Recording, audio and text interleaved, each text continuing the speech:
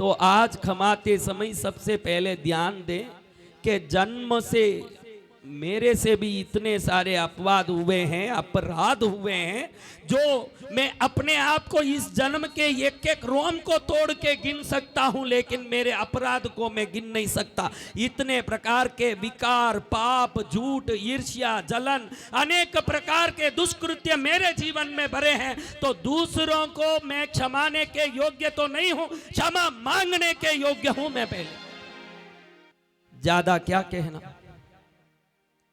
एक युवान लड़का, उसका तभी शादी हुआ सुबह सुबह। क्या हुआ? एकदम फ्रेश शादी हुई है सुबह सुबह के मुहूर्त में कीर्ति भाई। और वो दोपहर में अपने दोस्तों के साथ कुछ मजाक वजाक करके गांव में घूमने निकला, तो सामने एक उपाश्रय देखा, तो साधु लोग वहां बैठ के बातें कर रहे हैं। तो युवान लड़कों ने सोचा कि चलो आज इन साधुओं को कुछ मजा चकाते। तो सब अंदर घुस के साधुओं को बोले, जो शादी हुआ है उस जवान लड़के को बता के बोले कि देखो गुरु महाराज ये दीक्षा लेना चाहता है, इसको दीक्षा दे दो। इनकी उद्दंडता को देखते ही सभी शिष्यों ने समझ लिया कि ये बदमाशी करने आए हैं। तो शिष्यों ने बचने के हेतु से बोला कि भाई हम क्या दीक्षा दे सकते हैं, हमारे गुरु महाराज अंदर कमरे में बैठे हैं, उधर जाओ वो दीक्षा देंगे, गुरुदेव ही दीक्षा दे सकते हैं। कौन दीक्षा दे सकते हैं? तो जाओ अंदर। तो इनको लगा कि चलो उधर जाके थोड़ा तमाशा करते हैं। सभी युवान मिलके गुरु भगवंत के कमरे में घुस गए। गुरुदेव का नाम रुद्राचार्य है। क्या?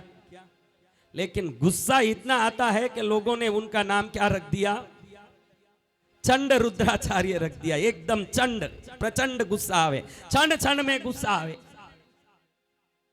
तो ये उधर घुस के सभी युवान, इस जो विवाहित लड़का है एकदम नया नया उबटन लगा के, मेहंदी लगा के, आज ही शादी करके अग्निकुंड का फेरा दे के निकला हुआ है, उसको बता के कहे कि गुरुदेव ये दीक्षा लेना चाहता है, आप दीक्षा दो ना। अब इतने मजाक के भाव से इन लोगों ने कहा कि गुरु समझ गए कि नाटक करने आए हैं। तो वो गुस्से से बोला, आवो आवो दे देता हूं दीक्षा। वो भी गुस्से में कोई कम नहीं है, यह भी मस्ती करने में कोई।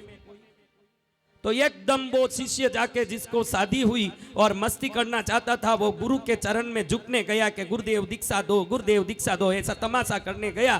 तो गुरु भी कोई कम नहीं थे, खप करके उसको बगल में दबा लिए। ऐसे ही जोर से दबावे, बाकी लोग देखते रह गए कि भाई ये गुरु भी बड़ा ताजा निकला, एकदम इसको फंसा लिया। अब दूसरे लोग घबराने लगे कि ये क्या करें, इसने में रुद्राचार्य कम नहीं है, चंड रुद्राचार्य है। तो फटाफट उसके बाल खींचने, लोचने लगे, धमाधम धमाधम। हमारे वज्र तिलक विजय जी, मेरा कोई भी मरासा मेरा लोच करते हैं तो 5 घंटा, 6 घंटा, 7 घंटा। ये भी एक छोटे रुद्राचार्य हैं, 1 घंटे में मेरा लोच कर दिया। तो ऐसे ही वो महाराज ने, वो मित्र हा हा करके देखते ही रह गए न। वो जो लड़का है वो पैर पटकते तड़पता ही रह गया, लेकिन ऐसे गले में हाथ डाल के दबाया ब्रूस ली की तरह महाराज ने कि फटाफट सब बाल उखाड़ के फेंक दिए।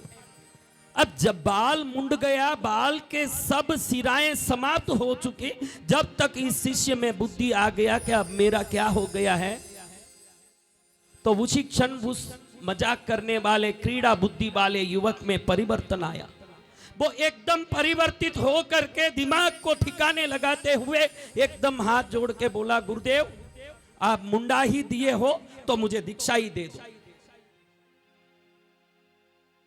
फिर वो विचार करने लगा कि सुबह तो मेरे परिवार में जोरदार विवाहोत्सव हुआ, इष्ट मित्र स्नेही बंधु सब आए हुए हैं। उनको मालूम पड़ गया कि इन्होंने मेरा दीक्षा दिया तो इनको ये लोग मिलके मार डालेंगे।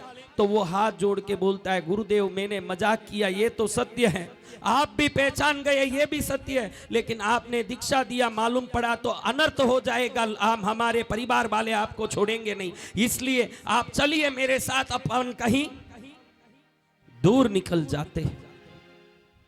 बाकी शिष्यों को यहीं रहने दीजिए, सबके सब निकल जाएंगे तो मालूम पड़ जाएगा हम कहां गए, सिर्फ हम 2 निकल जाएंगे। रुद्राचार्य को भी बाद में पश्चाताप होने लगा कि अरे मैंने अर्जेंट करके बड़ी गलती की कि इसको मुंडा लिया। अब इसके घर वाले आएंगे या अनर्थ का झगड़ा होगा तो संघ में बड़ी हानि होगी और ग्लानि होगी, तो यहां से जाना चाहिए। अब वो शिष्य आगे आगे इनका हाथ पकड़ के चले, वृद्ध पने में अंधेरे में चलने में असमर्थ रुद्राचार्य पीछे चले। अब चलते चलते ये जा रहे हैं तो अब अंधेरे में बेचारा वो क्या देखे कि नीचे कंकर है कि मट्टी है। वो जमाना जब लाइट नहीं है, न कोई प्रकार के प्रकाश की व्यवस्था नहीं है, और घोर अंधेरा है। तो कभी पग पत्थर पर लगने लगा, कभी पत्थर कंकर पर लगने लगा। ऐसे रुद्राचार्य के पैर में अनेक प्रकार से कचोट आने लगे और लहूलुहान होने लगा पैर। तो उनको गुस्सा आने लगा कि नालायक, एक तो आके उपाश्रय में मुझे परेशान किया, ऊपर से आज मेरे को ऐसे खींच के मेरे को दुख दे रहा है, तू सही ढंग से ले जा मुझे। एकदम गुस्से में अपना डंडा उठा के जो नया नया जो लोच किया हुआ सिर है उसके ऊपर जोर से मारा तो सिर फूटा और खून निकलने लगा। तो वो युवान सोचने लगे, युवान मुनि, कि अरे मैंने ये बिना काम जाके उपाश्रय में गुरुदेव को परेशान किया, ऊपर से अब खींच के बुढ़ापे में उनको हाथ पकड़ के खींच के उनके पैरों को दुख दे रहा हूं, उनके मन को दुख दे रहा हूं, उनके शरीर को दुख दे रहा हूं। जो गुरु को दुख देता हो वो कोई शिष्य है क्या? वो अदम है जो 7वें नरक में जाने योग्य है। मैं पापी हूं। ऐसे रोते रोते क्लेश करते करते उसी समय उस युवान मुनि को केवल ज्ञान हो गया। अब केवल ज्ञान होने के कारण उनको रात में भी अच्छी तरह दिखने लगा, व्यवस्थित सभी चीजें दिखने के कारण वो अच्छी तरह अपने गुरु को लेके चलने लगे। तो गुरु को आश्चर्य हुआ कि अभी अचानक मार्ग सुगम कैसे हो गया है, अब अचानक मार्ग में आनंद कैसे आ गया है, कंकर पत्थर और कांटे वाला रास्ता क्या हुआ। जैसे ही भोर हुई, उजाला हुआ, तो शिष्य के चेहरे में तेज और लोच किए हुए सिर को फटे हो के लहूलुहान देख के गुरु पूछते हैं कि भैया अचानक तू बराबर मुझे ले जाने लगा, तुझे क्या हुआ? गुरुदेव आपकी कृपा से और ज्ञान से मैं आपको ले आया। ज्ञान से? कौन सा ज्ञान? केवल ज्ञान से गुरुदेव, केवल ज्ञान। अरे जन्म जन्म तक मैं दीक्षा लेके हजारों हजारों शिष्य बनाए, लेकिन ये क्रोध और द्वेष के बस में होके जीवन बिता दिया। तूने एक क्षण में मेरे से सिर मुंडा करके आगे चलते चलते मेरे से आगे चले गया। तू केवल ज्ञान पान लिया और मैं पाप के द्वेष में पड़ा रहा। आहा! चंड रुद्राचार्य पछतावा करते हुए 3 कदम शिष्य के पीछे रखते हैं, उतने में उनको भी केवल ज्ञान इसी पश्चाताप से हो जाता है। अब आपको मैं एक सवाल पूछना चाहता हूं इस जगह, अगर वो शिष्य की जगह आप होते तो पहले आप गुरु से यही पूछते कि मैं तो मजाक करने आया, मैं तो श्रावक हूं, आप तो साधु हो, आप में बुद्धि होनी चाहिए, मुझे मुंडाया क्यों आपने? आप यही पूछते। वो उस शिष्य ने एक सवाल नहीं पूछा कि आपने मुझे बगल में दबाया। आप कल्पना करो कि कोई गुरु के पास आप कुछ मजाक करने जाए, वो तुरंत वो आपको पकड़ के अपने बगल में दबा के माथा मुड़ने लगे, तो आप गुरु को ही 2 थप्पड़ मेलने में कोई कमी नहीं करेंगे। मैंने अभी सुना था कुछ 10-15 साल पहले कि यही दक्षिण भारत में किसी साधु ने एक बड़ा सा तीर्थ बनाया, ट्रस्टियों से अनबन हो गया, तो वो साधु के साथ ही झगड़ा हाथापाई करने में देरी नहीं की है इसी दक्षिण भारत में। मारने दौड़े ट्रस्टी साधु को। आप होते तो ये सवाल करते कि पहले मेरा नाम पूछना था, मेरी घर की आज्ञा लेनी थी, ये सब जैन धर्म का व्यवहार है, और आप ऐसे ही मुंडा दिए मुझे। और फिर मैं आपको धीरे धीरे ले जाने लगा तो ऊपर से आपने मेरा सिर फोड़ा। इतने सारे बात गुरु के प्रति होते हुए भी वो शिष्य ने गुरु को सिर्फ गुरु के रूप में देखा, गुरु के हेतुभूत कोई वस्तु को नहीं देखा। इतना ही देखा कि ये मेरे गुरु हैं। जो गुरु हो गए हैं वो किसी भी प्रकार के हैं, लेकिन शिष्य का कर्तव्य है कि मैं शिष्य हूं, इसका ध्यान रखें।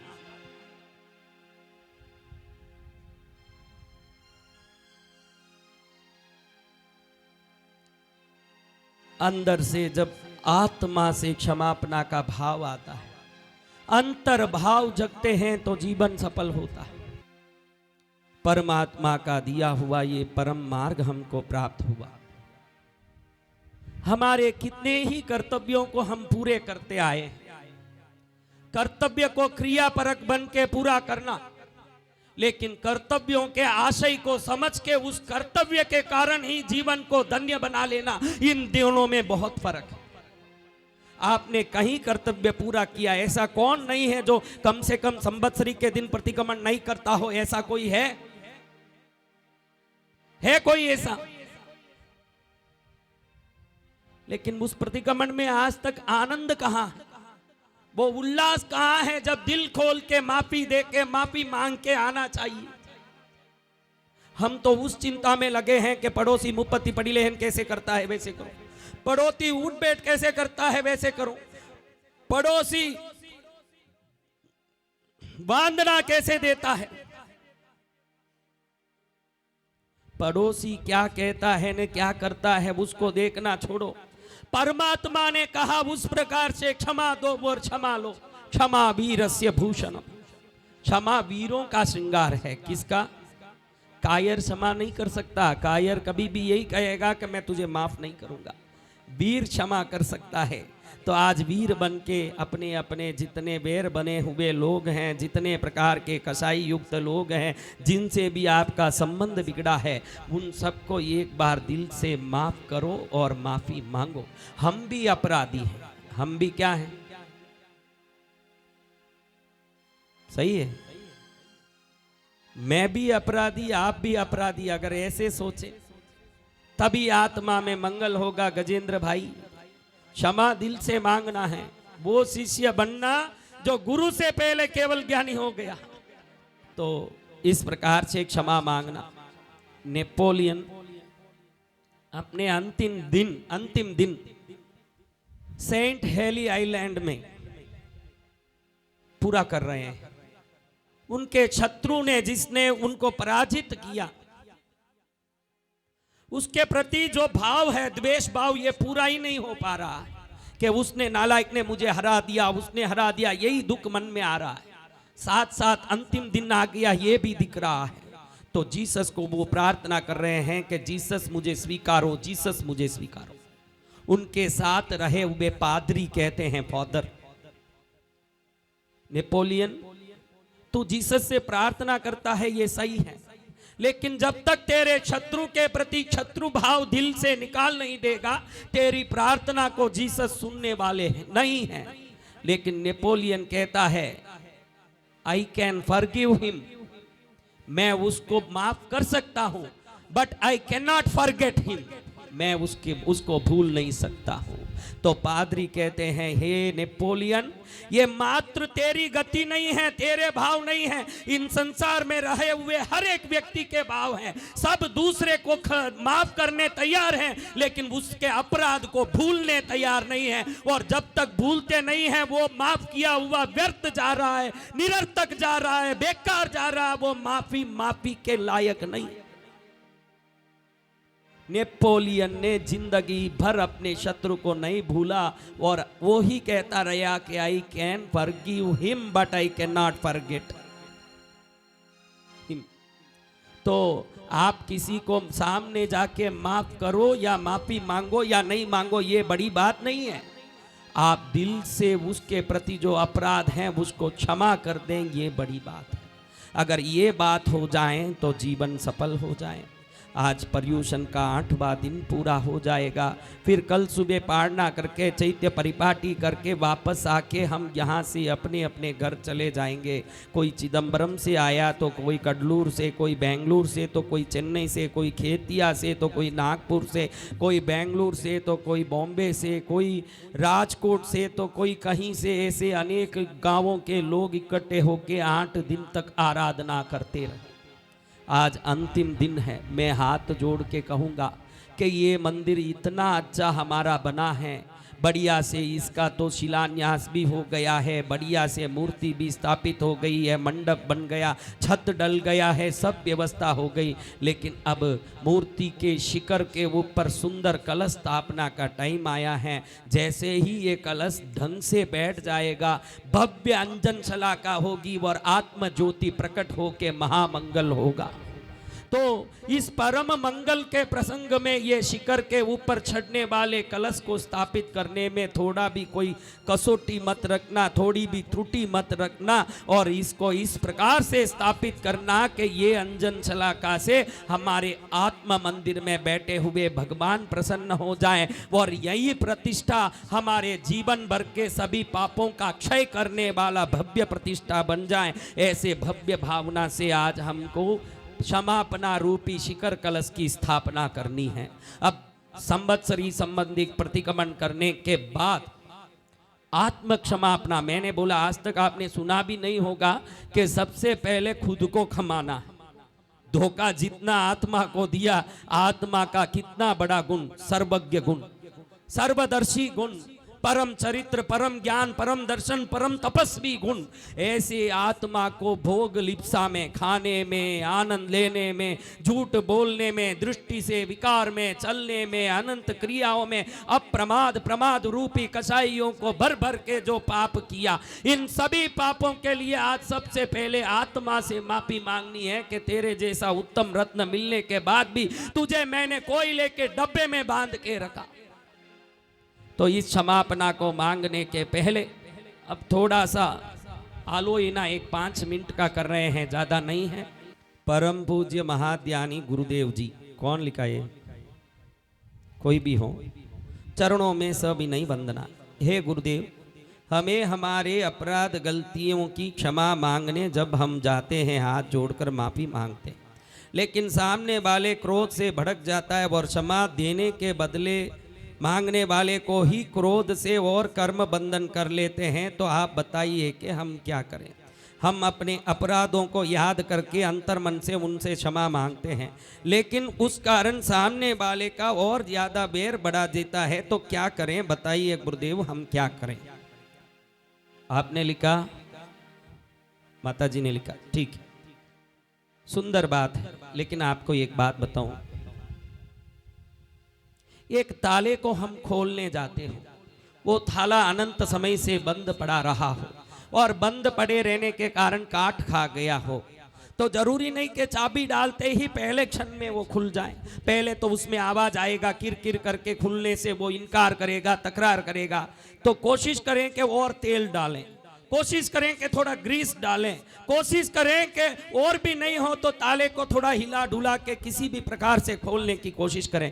इतना भी नहीं हो, धर्म गुरु रूपी लोहार के पास जाके उस ताले को कैसे खोलना चाहिए ये ज्ञान भी लेके वापस आके किसी भी प्रकार से उस बंद ताले को खोल के ही रहना, चिंता नहीं करना। अभी अपने घर के कमरे में किसी में रत्न भरे पड़े हों और वो दरवाजा नहीं खुलता हो तो ऐसा पत्र हम लिखेंगे क्या, गुरुदेव कितना भी कोशिश करूं खुलता नहीं है तो मैं कैसे खोलूं, मेरे को तो उस खोलने में ही परेशानी आ रही है। अब रत्न भरा पेटी पड़ी हो किसी कमरे में, वो नहीं खुलता हो तो जो व्यक्ति लोहार के पास जाके भी उसकी नई चाबी बना के लाके खोल देता है, वैसे ही जिसके क्षमा देने के कारण जन्म जन्मों का वैर छूट जाता हो। आप महावीर का 27 भव देखो, पार्श्वनाथ के 10 भव देखो, ये कहानी क्या है, 10 जन्म के वैरों की कहानी है। 10 जन्म तक 2 जन शत्रु बन बन के जन्म ले रहे हैं, कमट, मरुभूति और वायुभूति बन के। इस प्रकार से वो उनका जन्म मरण का चक्कर ही जीवन का चरित्र बन गया है। आपको एक छोटा सा उदाहरण देता हूं मैं। अमेरिका में एक रिसर्च हुआ, उस रिसर्च में एक मादा चूहा, उसको एक कमरे में बंद कर दिया गया, उसके बच्चों को कमरे में कहीं रखा हुआ है, दूसरे कमरे में, उसके 6 बच्चे हुए हैं, समझ रहे हो मेरी बात। अब 6 बच्चों को और मादा को यानी उसकी चूहा माता को अलग कर दिया गया। जब माता को अलग किया और चूहों को अलग किया और एक छोटा सा शोध उन बच्चों पर किया गया।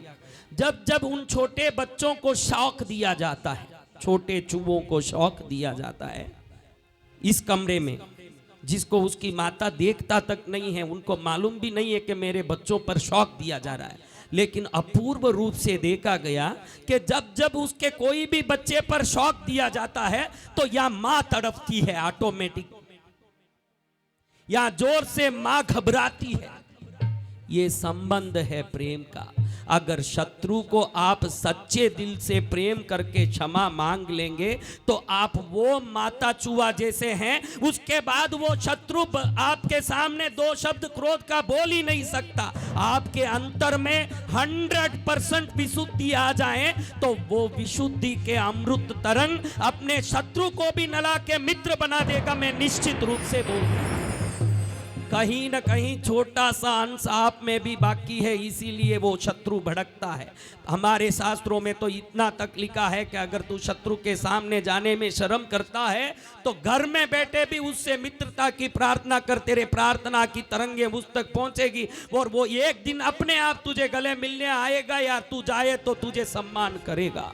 तो अंतर हृदय से मांगा हुआ क्षमा भले ही पहली बार में भड़काएगा, दूसरी बार में भड़काएगा, अरे भाई क्या फर्क पड़ा, वो गाली दे दिया तो कौन सी बड़ी बात है। हमने इतनी गलती की तो हमको ये सोचना चाहिए कि इतनी गलती करने के बाद उससे क्षमा मांगने जा रहे हैं तो हम गाली खाने ही योग्य हैं, क्षमा लेने अभी योग्यवान हुए नहीं। 1000 बार भी वो गाली दें उतनी तो योग्यता मेरे में है, फिर उसके बाद तो कभी क्षमा करेगा। जब तक मैं उसका द्वार नहीं छोड़ूंगा और क्षमा मांगते ही रहूंगा, कभी छोड़ूंगा नहीं उसका द्वार। जो गाली देने वाला है वो खुद एक दिन बुला के क्षमा दे दे। जब तक हमको प्रयास नहीं छोड़ना है। आपका प्रयास आप करो और उसके कर्म वो बनाएगा, लेकिन कोई कर्म बांध रहा है इसलिए हम क्षमा मांगने छोड़ दें तो ये बैर का बंधन और भी मजबूत होके अनंत जन्मों में चक्कर दिलाने वाला हो जाएगा। इसलिए सामने वाला क्या बोल रहा है, किस प्रकार से क्षमा रहा है, ये आपको देखने की जरूरत नहीं है। आपको अपने मन से क्षमा मांगना है। हो पाप कर्यो छू ये हो भूल्यो तारी सेवा, मारी भूलो ने भूलनारा, थारी करुणा नो कोई पार नथी, है करुणा ना करनारा, थारे करुणा नो कोई पार नथी। सिद्ध श्री परमात्मा रिगंजन अरिहन, इष्ट देव बंधु सदा भय भंजन भगवन, अनंत 24 जिन नमो सिद्ध अनंत क्रोध, वर्तमान जिन बरसबे 2 कोടി 9 कोट, गणधरादिक सर्व साधु जी समकित व्रत गुणदार।